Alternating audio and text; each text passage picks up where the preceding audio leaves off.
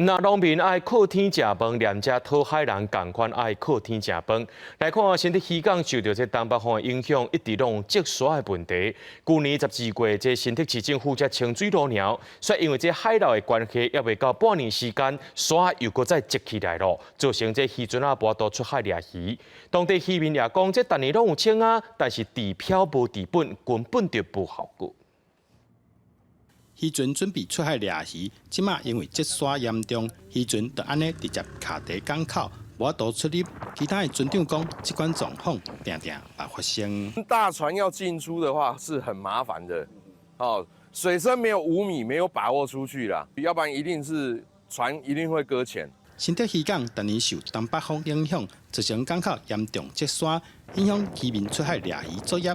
去年12月只有再度通沙，不过渔民认为无什么效果。清沙的效果不好，因为每次抽了沙都往南边那边倒，然后因为洋流的关系又回到港口里面来，所以基本上抽了都没有太大的效果。当地渔员指出，自2007年开始，逐年疏通水路，加起来拢总开6亿外经费，积沙同款严重。渔员质疑，敢讲拢无长期的解决办法。即便是一次性大面积的清淤，也没有办法解决这个问题。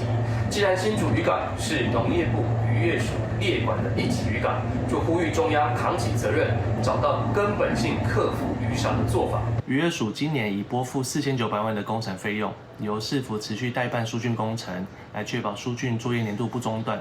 工程将于年中投入施作。新竹渔港的主管机关业署表示，后续会提出研究调查，针对源头想办法解决。今年把已经变4900万预算来疏通水路，希望量早来解决长期困扰渔民的积沙问题。